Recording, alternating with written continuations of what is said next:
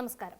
പശ്ചിമേഷ്യ വീണ്ടും യുദ്ധത്തിന്റെ വക്കിൽ. ലോകശക്തിയായ അമേരിക്കയും മധ്യപൂർവേഷ്യയിലെ നിർണായക ശക്തിയായ ഇറാനും തമ്മിലുള്ള വാക്പോരും നയതന്ത്ര ഏറ്റുമുട്ടലും വീണ്ടും അതീവ അപകടകരമായ ഘട്ടത്തിലേക്ക് കടന്നിരിക്കുന്നു.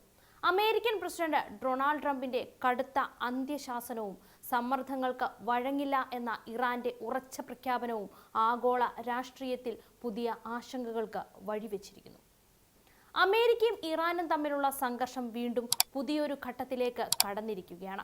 ഡൊണാൾഡ് ട്രംപിന്റെ ഭാഗത്തു നിന്നുള്ള കടുത്ത അന്ത്യശാസനവും ചർച്ചകൾക്ക് തയ്യാറല്ലെന്ന ഇറാന്റെ ഉറച്ച നിലപാടും ലോകരാഷ്ട്രങ്ങളെ വീണ്ടും ആശങ്കയിലാഴ്ത്തിയിരിക്കുകയാണ്.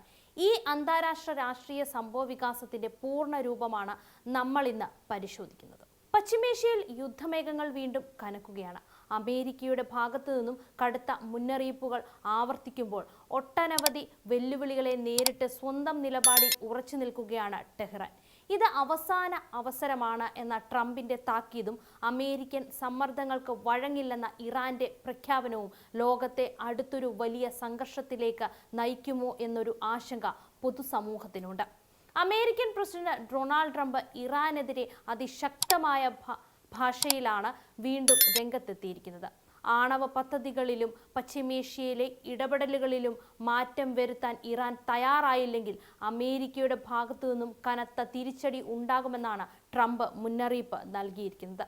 തങ്ങൾ നൽകുന്ന നയതന്ത്ര ചർച്ചകളുടെ വഴി സ്വീകരിക്കാൻ ഇറാൻ തയ്യാറാകണമെന്നും അല്ലാത്തപക്ഷം ഗുരുതരമായ പ്രത്യാഘാതങ്ങൾ നേരിടേണ്ടി വരുമെന്നും ട്രംപ് വ്യക്തമാക്കി. ഇതിനൊപ്പം ഉപരോധങ്ങൾ കൂടുതൽ കടുപ്പിക്കാനുമുള്ള നീക്കങ്ങൾ വാഷിംഗ്ടൺ സജീവമാക്കിയിട്ടുണ്ട്.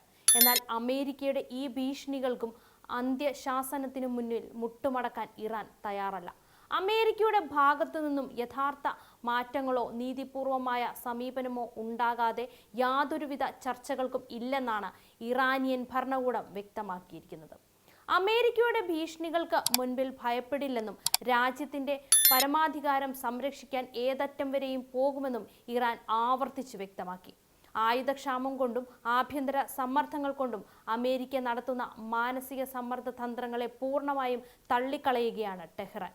ആഗോളതലത്തിലുള്ള പ്രത്യാഘാതങ്ങളും സഖ്യകക്ഷികളുടെ ആശങ്കകളും മറ്റൊരു പ്രധാന വിഷയമാണ്. ട്രംപിന്റെയും ഇറാന്റെയും ഈ കടുത്ത നിലപാടുകൾ ലോകത്തെ മറ്റൊരു വലിയ പ്രതിസന്ധിയിലേക്ക് തള്ളിവിടുകയാണ് എന്ന് വേണമെങ്കിൽ പറയാം. ക്രൂഡ് ഓയിൽ വിപണി മുതൽ ആഗോള സമ്പദ് വ്യവസ്ഥ വരെ ഇതിന്റെ കടുത്ത ആഘാതം അനുഭവിക്കേണ്ടി വരുമെന്ന് സാമ്പത്തിക വിദഗ്ധർ മുന്നറിയിപ്പ് നൽകുന്നുണ്ട്.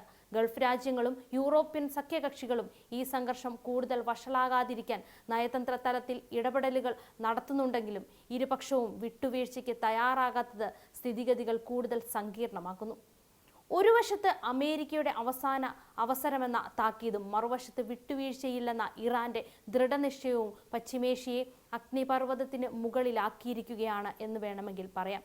വരും ദിവസങ്ങളിൽ ഈ കളിയിൽ ആരാണ് ആദ്യം പിന്മാറുക എന്നത് ലോകരാഷ്ട്രങ്ങൾ ആകാംക്ഷയോടെയാണ് ഉറ്റുനോക്കുന്നത്. അമേരിക്കയും ഇറാനും തമ്മിലുള്ള ഈ പുതിയ ഏറ്റുമുട്ടൽ വെറും തർക്കങ്ങളുടെ യുദ്ധമായി മാത്രം തുടരുമോ അതോ പശ്ചിമേഷ്യയെ വീണ്ടും വലിയൊരു സൈനിക സംഘർഷത്തിലേക്ക് നയിക്കുമോ എന്ന ചോദ്യത്തിനുള്ള ഉത്തരം വരും ദിവസങ്ങളിലെ നയതന്ത്ര നീക്കങ്ങളിലാണ് ഒളിഞ്ഞിരിക്കുന്നത്. ഇരു രാജ്യങ്ങളും തങ്ങളുടെ നിലപാടിൽ ഉറച്ചു നിൽക്കുമ്പോൾ ആഗോള സമൂഹം സമാധാനപരമായ പരിഹാരത്തിനായുള്ള പ്രതീക്ഷ കൈവിടുന്നില്ല.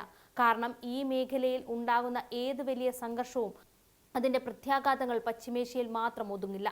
ലോക സമ്പദ് വ്യവസ്ഥയെയും ഊർജ്ജ വിപണിയെയും അന്താരാഷ്ട്ര സുരക്ഷയെയും അത് നേരിട്ട് തന്നെ ബാധിക്കും. ഈ വിഷയത്തെക്കുറിച്ചുള്ള നിങ്ങളുടെ അഭിപ്രായങ്ങളും സംശയങ്ങളും താഴെ കമന്റ് ബോക്സിൽ രേഖപ്പെടുത്തുക. കൂടുതൽ അപ്ഡേറ്റുകൾക്കായി യോഗനാഥം ന്യൂസ് ചാനൽ സബ്സ്ക്രൈബ് ചെയ്യുക.